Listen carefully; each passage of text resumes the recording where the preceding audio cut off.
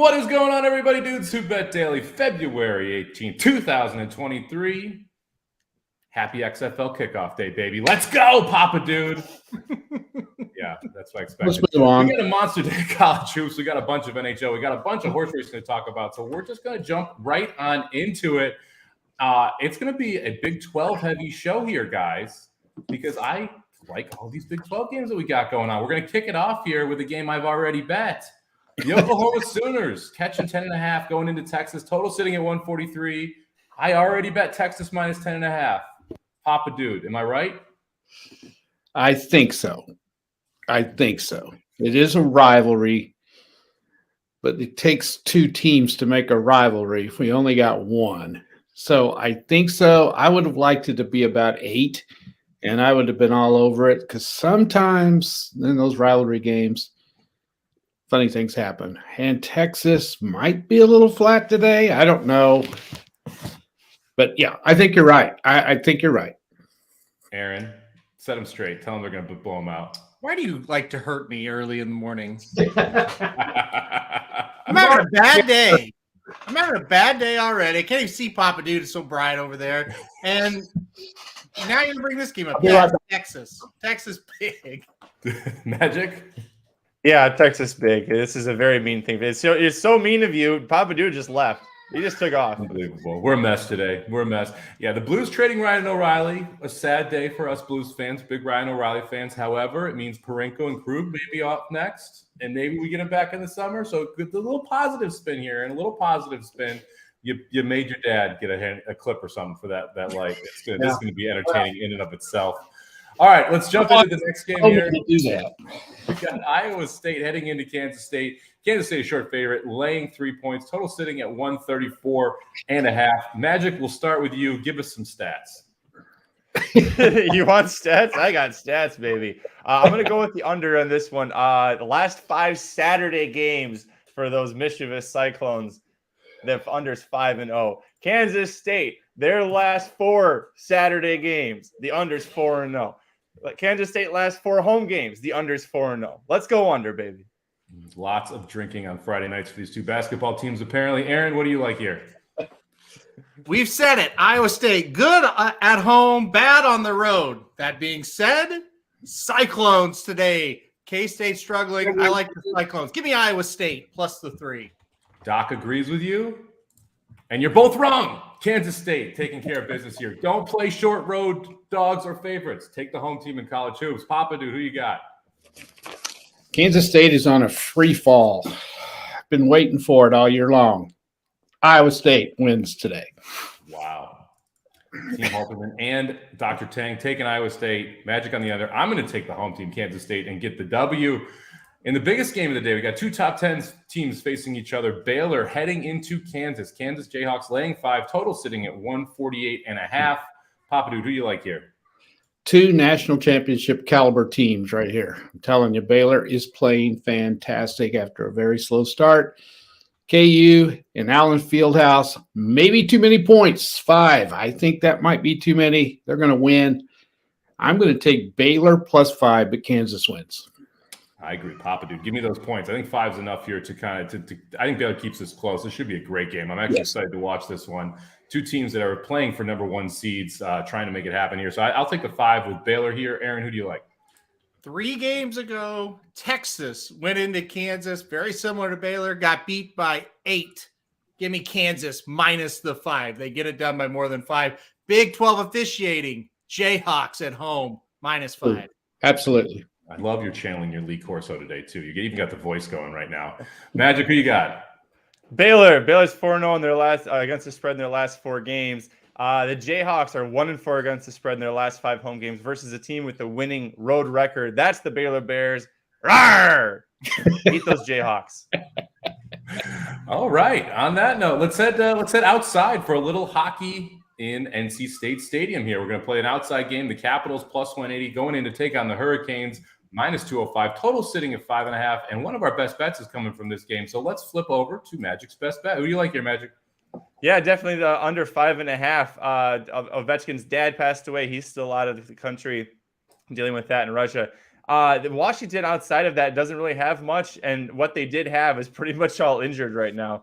Not looking too good for the Washington Capitals here. Carolina can score, but I think with it being outside, the weather it's supposed to be pretty choppy and pretty brisk out there. I think it's going to be a hard game for them to play and really be able to score a lot. I think this is probably going to be like a 3-0, 3-1 Carolina win. Yeah, this was my first period under of the day.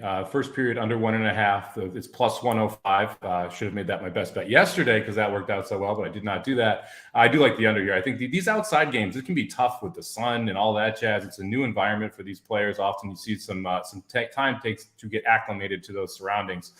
Aaron, who do you like in this spot? Well, I like what you guys have picked. I think it makes a ton of sense logically. I hate that what's happened, obviously, with Ovi. That's very sad. And this would be a great showcase game with him on the ice tonight. So you hate that. I really hate that a lot. That being said, you guys are right. Capitals are kind of helpless without him. The one scary thing, Carolina's really good, and they might be really hyped. And they might win like 6-1. That's my worry about this game, Magic. Like they really may come out and lay it on them. Hopefully the Capitals show up. If the Capitals show up, play really tough, you're both going to be right. But I am a little worried that the Hurricanes may be jacked up. Really cool thing they're doing real quick. They're putting college fans right near the ice for the first time. So you look at the outdoor games, it's like a big field and then the fans are out of the way. Not this one. College fans, like a college fan section right by the ice. It's going to be really cool. It's going to be wild down there. I obviously used to live in Raleigh, and they were sending a bunch of texts and emails to anyone who had ever bought tickets. Make sure you get down there early. It's going to be a party scene. It's going to be crazy. The traffic's going to be brutal. So it's going to be a really fun atmosphere there in Raleigh for this outdoor game. And by the way, these teams, if you don't know, hate each other. They've played multiple times in the playoffs. Hurricanes fans hate the Capitals. This is their main rival, so it should be an interesting game as well. I expect the Hurricanes are going to be jacked up for this, but so will the Caps. They're not big fans of the Canes either. Still remember when Ovi knocked out Svechnikov cold in a playoff game in a fight. That was fortunate enough to be there for that one. That was pretty funny. Papa Dude, who you got here, Canes or Caps?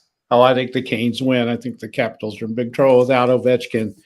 And I'm kind of like, I think you guys got your bet. I think Magic's got his bet, unless the Canes romp them and get 5 or 6 goals. That might sink you. But I don't think they will. I think the Capitals will play their butts off today.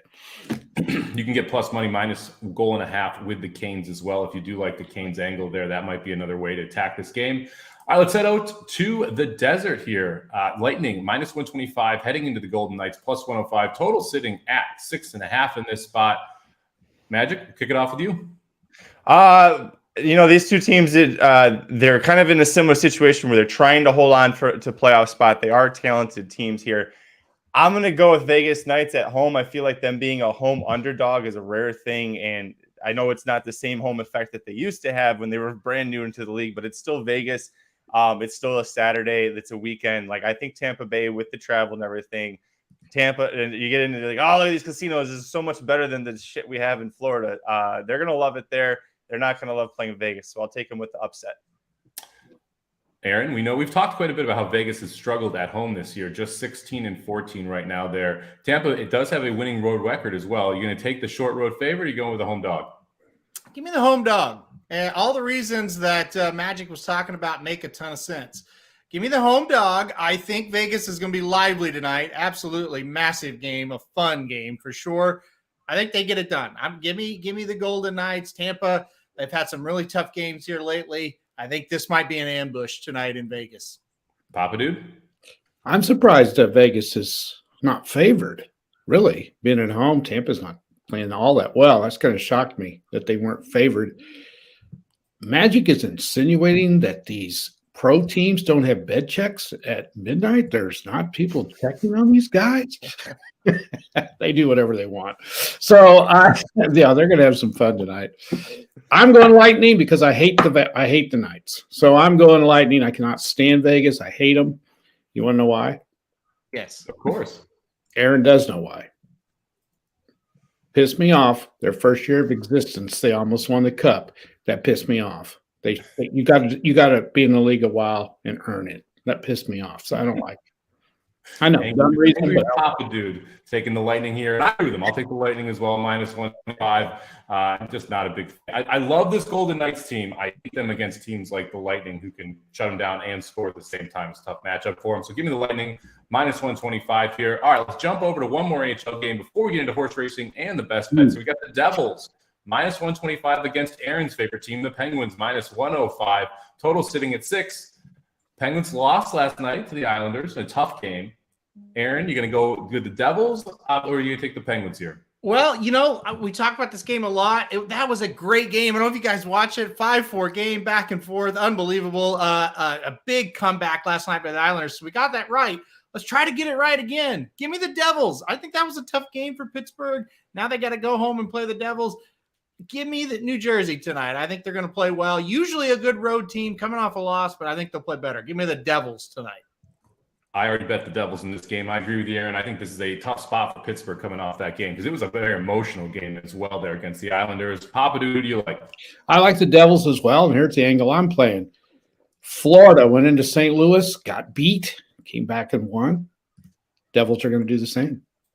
They came into St. Louis and got beat. They're rolling on into Pittsburgh. I think they're better than the Penguins anyway, so I like the Devils as well. So basically, Papa Dude's saying after the Blues whoop your butt, you're so embarrassed you come back with a good performance. Right. Magic, who do you got here? You picked this game just so I could go, Devils! I'm picking the Devils. Making a clean sweep on this one. You guys pretty much made all the great points. I really think Pittsburgh playing last night, and then this isn't, they're not even getting 24 hours until they're playing the next game. It's going to be an afternoon game in Pittsburgh. So I don't think that they're going to be fully rested. They just came back off of that 5-game road trip. Not enough time to recharge the batteries. So, Devils win big. All right, let's head out to Fairgrounds. Monster Day of Racing from Fairgrounds. We've got the Risen Star, the Rachel Alexandra. We're going to talk about both of them here. Let's kick it off with the fillies in the Rachel Alexandra. Hoosier Filly is the big horse that everyone's talking about. She's been rumored to be on the Derby Trail, then taken off the Derby Trail. Now maybe she's back on the Derby Trail. She's trying to grade 2 company today. Gets Chop out of the Brad Cox barn. Aaron, we'll kick it off with you. I mean, you're picking Hoosier Filly, right? I think she's going to be awfully tough to beat in here. I'm not a big fan of Chop whatsoever. I did like the horse on the rail, Vava, last time out. A rough trip, but still didn't show a whole lot in that race. Pretty mischievous. That's a horse I kind of like. And then you kind of look and it's like, well, Hoosier Filly just destroyed this horse when they faced. So it's a combination, but I think she's pretty darn good. I don't like the field very much, but I don't really know who I would like against her at this point in this division's kind of shaky, especially with Wonder Wheel last weekend. And also, I hate workouts. I don't care at all about workouts, but holy shit. Have you guys seen the work pattern for Hoosier Filly? I've never seen anything like that. Just consistent bullet after bullet after bullet. I think she's going to be really tough. Give me Hoosier Filly today. Not really asked in any of those workouts either, which makes it even more impressive that she's just beating up on everybody in the mornings. Papa Dude, who you got here? Got to go with the 2. Have to. Haven't seen these others do much. Here's what I don't understand why Chop is 8-5 on the morning line. Her buyer in the last race is what people are going to bet off of. I agree with you, though. I don't think she's going off at 8-5. No. I think you're getting closer to 3-1, maybe even 4-1, because I think Hoosier Filly is probably 1-5 or 2-5 in that spot. So with all the money that Hoosier Filly takes, that's going to float Chop up a little bit there. Magic, who do you like here?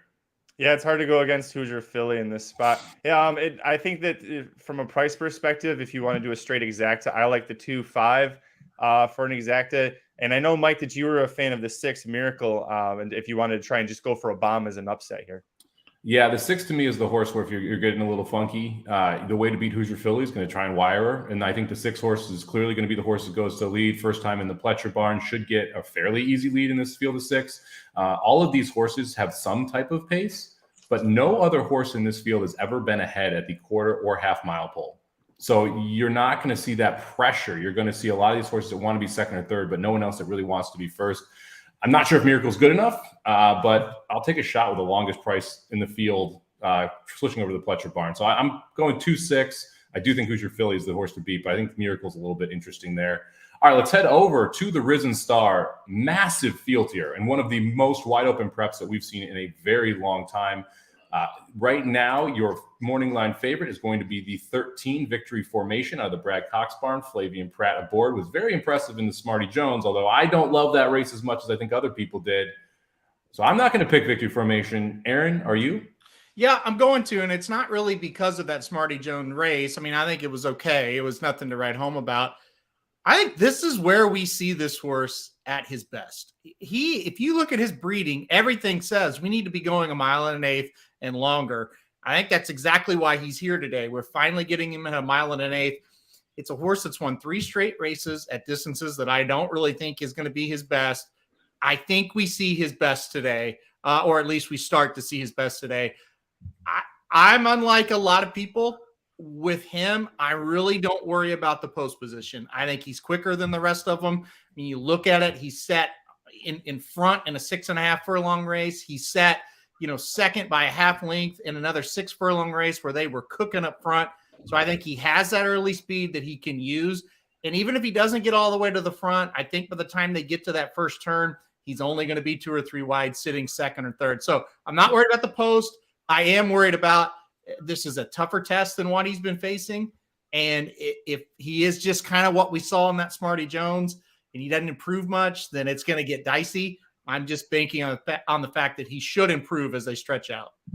Yeah, it's going to be interesting to see how this plays out. Harlow Cap probably going to go to the front, I would assume. Came in from the Baffert barn, now in the Atchison barn. Johnny V picks up the ride. Clearly the other speed horse here. I would expect that those two are going to be 1-2 heading into that first turn in either order. I think it's probably worse for Victory Formation if he clears, because that means he's going real fast up front versus if he's just sitting right in behind Harlow Cap. So it'll be interesting to see how that plays out. I do think there's enough pace in here, and I want to take a little bit of a price. So I'm going to go with the 8-horse Tappett's Conquest on top, 6-1 on the morning line. Ran on the undercard of the Lecomte. I thought actually ran a pretty good race and ran in spurts. So if this horse can actually put it together and run a complete race, I think he's got a big shot to come from off the pace here. I think the added distance is going to help, going from 1.16 to 1.1 1/8. I like the price. I like the fact that Brad Cox left him in here as well. He took him out of the Lecomte to run him in that allowance. He's got Victory Formation here as a morning line favorite. He's leaving him in today. I think Tappett's Conquest takes a step forward. I'll take him at 6-1. Magic, who do you like? Yeah, I took Victory Formation on top, and Aaron made all sorts of great points about why that horse should work. Flavian Pratt, a lot better when he leaves California than when he's in California, and especially with Brad Cox horses. So I like him a lot here. I did like the 6 Angel of Empire. There's 3 Brad Cox horses, and this is like the other one in here. That Smarty Jones effort, he was the only one to gain on Victory Formation. It's interesting that Cox sends Angel of Empire here knowing how he ran at Oaklawn and how he ran behind Victory Formation. Those 2 wins at Indiana Grand, both routes, both won pretty handily there. Sai is getting aboard. That one really caught my attention too. I wouldn't be totally shocked if the 6 sprang the upset here. Papa Dude. Wow.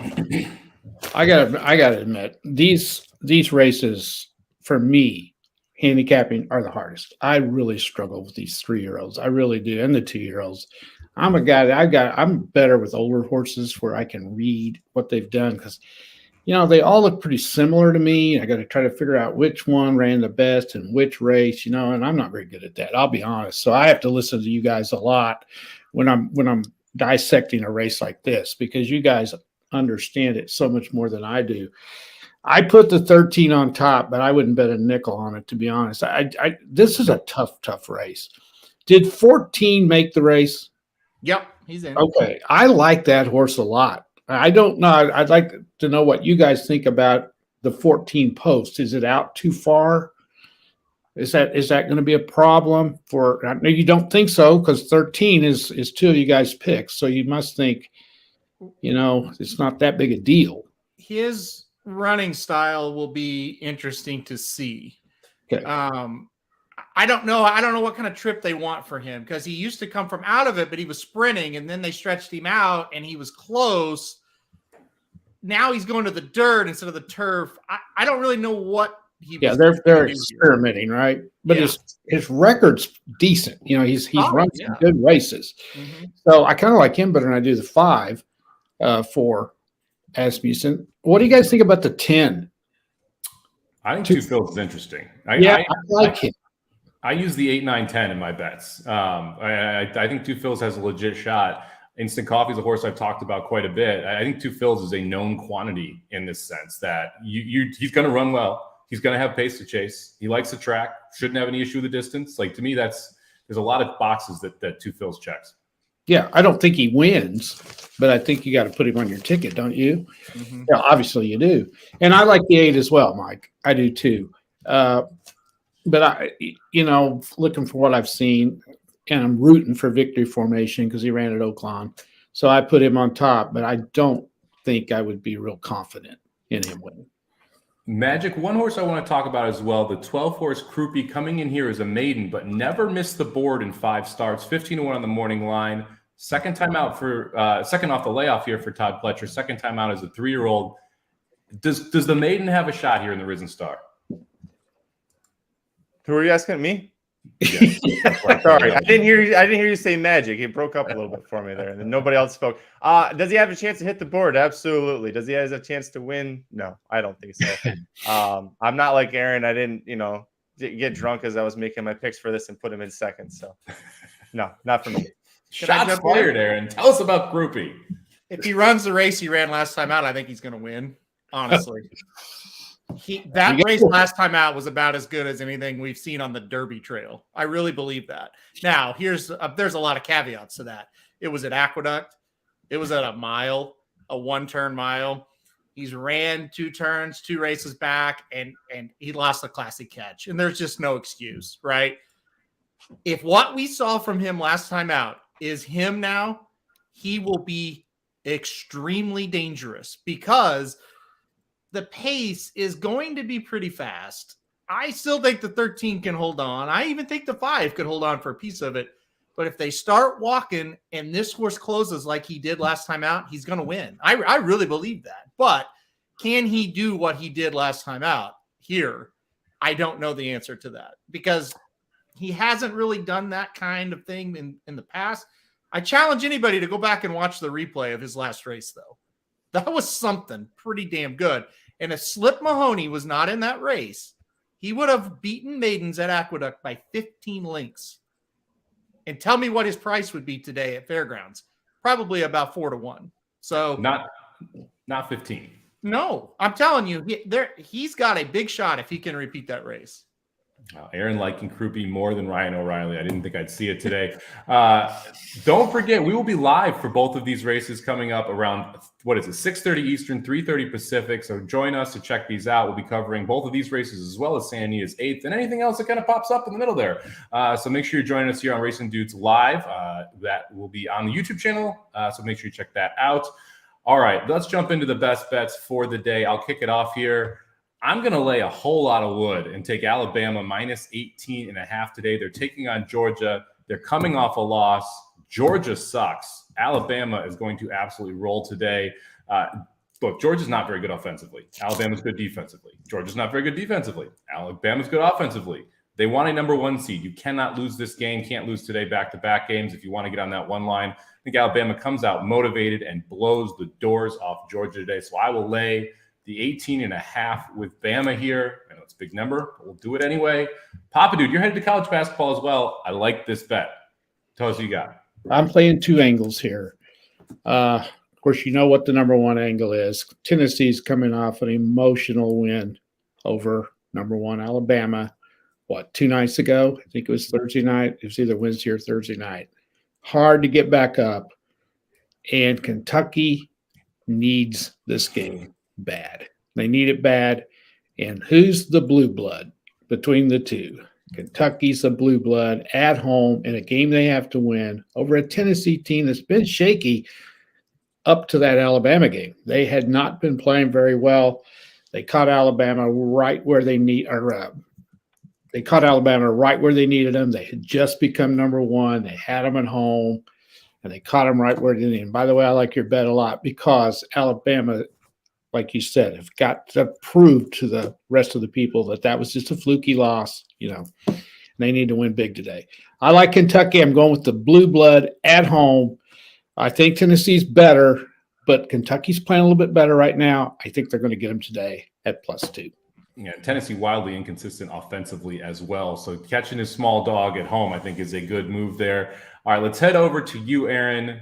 I mean, I Magic wanted to bet this as well, but you took the best bet first. I'll let you talk about the Avs taking on our St. Louis Blues. Yeah, and I wore my Blues shirt on purpose. Well, I wear it almost every day, so that's why. But look, the Blues, obviously, if you hadn't heard last night, traded Ryan O'Reilly, captain of the team, Conn Smythe winner back on our Stanley Cup run. He also traded Noel Achari, a guy who plays a lot of minutes for us as well. I think that's a big factor, honestly, as well, too, because he eats up a lot of minutes and he's responsible defensively. So, end of the day, we're now down Tarasenko, O'Reilly, and Achari.